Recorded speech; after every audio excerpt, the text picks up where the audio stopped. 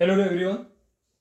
देखिए यहाँ पे एक बहुत ही अच्छा क्वेश्चन आपको प्रूव दैट करने आने जैसा क्वेश्चन है जो आप अभी क्लास 10th के लिए जो एग्जाम दे रहे हैं, आप चाहे स्टेट बोर्ड आरबीएससी से हो या सीबीएसई से दे रहे हो, तो दोनों के लिए इस एक ही क्वेश्चन में आपके सिमिलरिटी के लॉ भी कवर हो रहे हैं और Thales theorem that means BPT के जो बेसिक थ्योरम ऑफ परपोजिबिलिटी है, दोनों थ्योरम इसमें अप्लाई हो रहे हैं। तो ये अच्छा क्वेश्चन बना है। अब यहाँ पे अपने पास में गिवन देखते हैं, तो गिवन में आपको A B parallel P S है, दैट मीन्स ये ए से बी और ये पी एस आपको पैरेलल गिवन है। उसके अलावा गिवन के अंदर P Q R S is a parallelogram, तो ये जो पी क्यू आर एस आपको दिख रहा है ये पैरेलोग्राम है। दैट मीन्स आपको शुरू से ही पता होना चाहिए कि ए बी पी एस के पैरेलल है और ए बी क्यू आर के भी पैरेलल होगी, बिकॉज ये दोनों opposite side parallel and equal है। इसी तरह से पी क्यू और एस आर भी सेम पैरेलल एंड इक्वल है। ये अपना गिवन वाला कंसेप्ट है। टू प्रूव आपको ओसी साइड को एसआर के आपको पैरेलल प्रूव करना है। तो इसके लिए देखिए अपन इसका प्रूव स्टार्ट करते हैं। सबसे पहले पीएस और एबी ये आपके पास पैरेलल है, तो अपन यहाँ पे सिमिलरिटी लगा रहे। ध्यान रहे कि मैं थेल्स थ्योरम अप्लाई नहीं कर रहा हूं, यहाँ पे सिमिलरिटी लगा रहा हूं। तो यहाँ पे लिख सकते हैं कि P S parallel to A B, ये गिवन में है पी एस और A B. then in triangle OPS and triangle OAB, ये जो अंदर एक छोटा सा जो ट्रायंगल दिख रहा है मैं आपको डॉट डॉट करके बता देता हूं। OPS और एक ये OAB जो आउटर ट्रायंगल दिख रहा है, तो इन दोनों में ये पैरेलल होने से PS होने से angle P equal to angle A, आप इसका कुछ भी नेम भी रख सकते हैं, एंगल 1 इक्वल टू 2, या डायरेक्टली लिख सकते हैं कि angle OPS is equal to OAB, और O एंगल कॉमन है तो शॉर्ट में ही angle O is equal to O, ये कॉमन एंगल है आपका और ये करेस्पॉन्डिंग एंगल है, करेस्पॉन्डिंग एंगल है। तो by a law of similarity, दो एंगल इक्वल होने पर तीसरा ऑटोमेटिकली ये करेस्पॉन्डिंग इसके इक्वल हो जाएगा। तो ये दोनों ट्रायंगल जो है OPS similar to triangle OAB and implies that जब दो ट्रायंगल सिमिलर होते हैं तो उनकी करस्पॉन्डिंग साइडों के रेशियो है वो इक्वल हो जाते हैं। तो अपन यहाँ पे साइड का रेशियो लिखते हैं। सबसे पहले O के ऑपोजिट साइड, देखिए साइडों को कैसे मैनेज करना है। तो O एंगल O के इक्वल है, तो O के सामने जो छोटा ट्रायंगल दिख रहा है उसकी साइड आ रही है PS, और O एंगल के सामने बड़े ट्रायंगल की आउटर की साइड आ रही है AB। इस पीएस को थोड़ा सा अच्छा लिख देते हैं, तो ये पी से एस अपॉन ए बी, और यहां से जब पी एंगल के सामने जो छोटे ट्रायंगल की साइड आ रही है ओ एस, और इसके सामने ये इस ए के इक्वल था इस पार्ट के, तो इसके ऑपोजिट में आ रही है ओ से बी। ये आप अपने एक इक्वेशन नंबर 1 बना सकते हैं। Third ratio OP upon O A B लिख सकते हैं, बट अपने को उसकी रिक्वायरमेंट नहीं है। अब ऐसे अपन देखते हैं यहां से कि एक ट्रायंगल यहां से लेते हैं सी क्यू आर, क्लियर, और सी ए बी।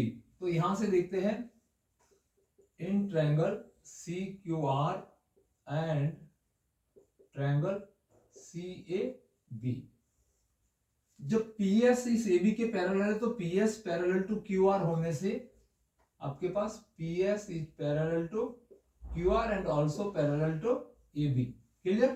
तो यहां से जो ये एंगल बनता है आपके पास में angle CQR, angle CQR is equal to angle CAB। तो यहां से आप लिख सकते हैं एंगल CAB, एंड एंगल ये यहाँ पे आपका C एंगल पूरा ही कॉमन एंगल है, तो यहां से लिख सकते हैं ये angle C is equal to C, इसको करेस्पॉन्डिंग में डाल दीजिए, ये करेस्पॉन्डिंग एंगल है और ये आपका कॉमन एंगल है।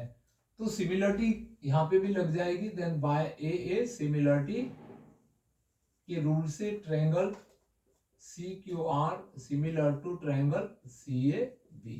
तो यहां से भी अपन साइडों के रेशियो ले लेंगे, तो अपने पास में साइडों के रेशियो आ जाएंगे QR अपॉन AB, ये आपका Q से R अपॉन नेक्स्ट पार्ट में यहां से कर रहा हूं upon A B is equal to, यहां से अपन अपर साइड लेते हैं C से R, और कंप्लीट यहां से बड़े ट्रायंगल की साइड C से बी ले लेते हैं। ये इक्वेशन नंबर 2।